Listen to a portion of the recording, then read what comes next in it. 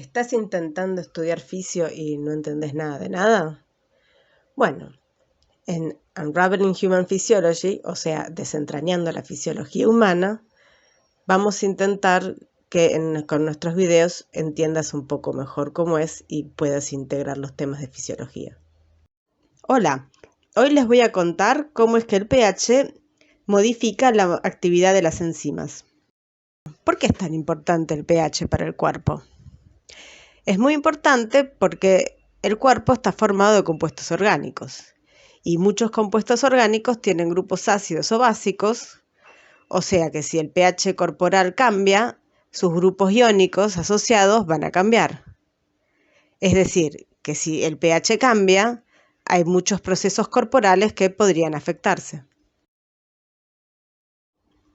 Por ejemplo, las proteínas están formadas por aminoácidos y los aminoácidos son compuestos que tienen un extremo terminal amino, que es una base, un extremo carboxi, que es un ácido, y una cadena lateral R, que puede ser tanto neutra, ácida o básica.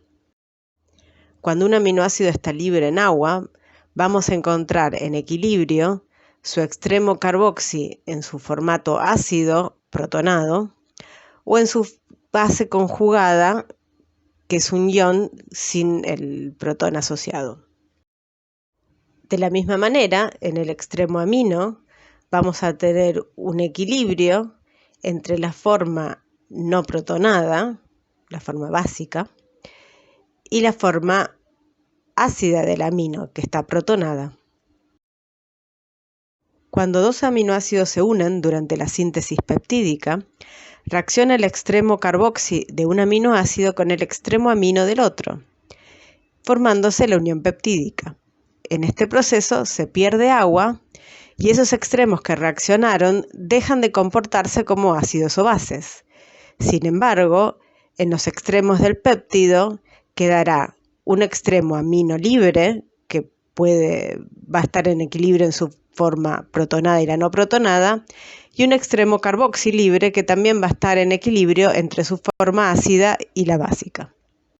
Para conocer cuál es la carga total de un péptido o una proteína, hay que tener en cuenta cuál es la composición aminoácidica, porque las cadenas laterales R de cada uno de los aminoácidos pueden ser o bien neutras, en ese caso nunca van a tener carga, acídicas, pueden variar entre estar protonadas y no tener carga, o estar ionizadas y tener carga negativa, o básicas, cuyo caso van a variar entre no tener carga y estar ionizadas con carga positiva. Entonces, la carga completa de un péptido o una proteína va a ser la suma de las cargas de todos sus aminoácidos. Las proteínas no son solo una secuencia de aminoácidos, sino que se pliegan y forman estructuras tridimensionales. Estas estructuras tridimensionales son sumamente importantes porque determinan no solo la función de las proteínas, sino también de qué manera interactúa una proteína con otra proteína o con otros elementos del cuerpo. Para formar estas estructuras es muy importante la composición aminoácidica de la proteína, dado que si, por ejemplo, sus aminoácidos tienen cargas positivas o negativas, estas van a determinar de qué manera se puede plegar o no esa proteína. Si cambia el pH, estas cargas pueden cambiar, y si cambia la composición de cargas dentro de la proteína, la estructura tridimensional también va a cambiar, y eso seguramente puede afectar no solo la función, sino la manera en que las proteínas interactúan entre sí y con otros elementos. Aquí hay un punto importante a recordar. El pH puede cambiar entonces muchas cosas de una proteína.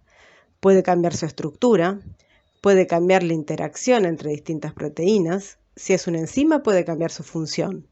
Y si es un canal o un transportador, puede cambiar su actividad.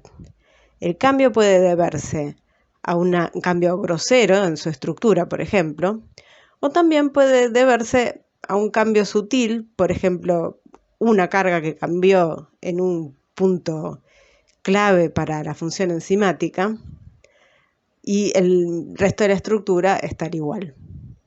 Entonces, para cada proteína existe un pH donde va a estar trabajando óptimamente.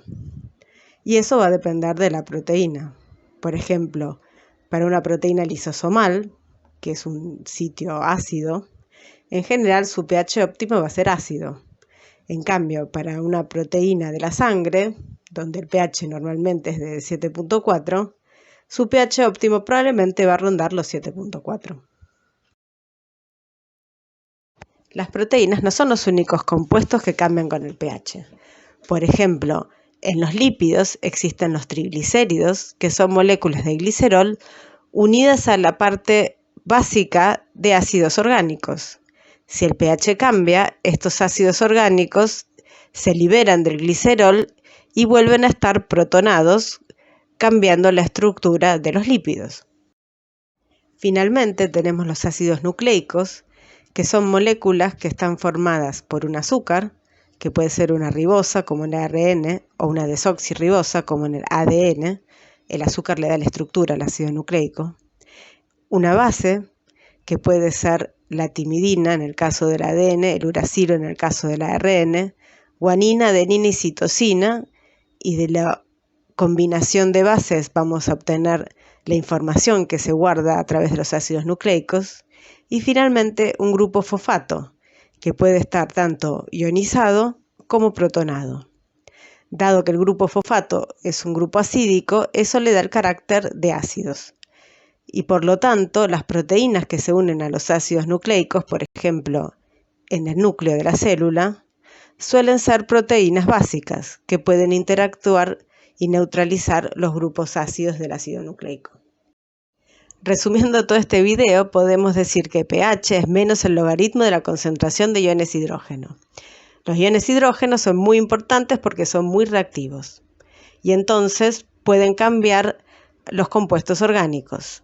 Y si el pH cambia, o sea, la concentración de los iones hidrógeno cambia, muchos procesos corporales pueden verse afectados, sobre todo con respecto a las proteínas, donde puede cambiar tanto su estructura, la interacción entre distintas proteínas y su actividad, y las interacciones que existen entre los lípidos y los ácidos nucleicos.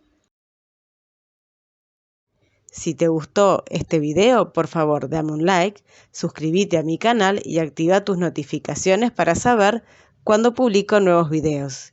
Y en los comentarios contame qué temas te gustaría que te explique. Gracias.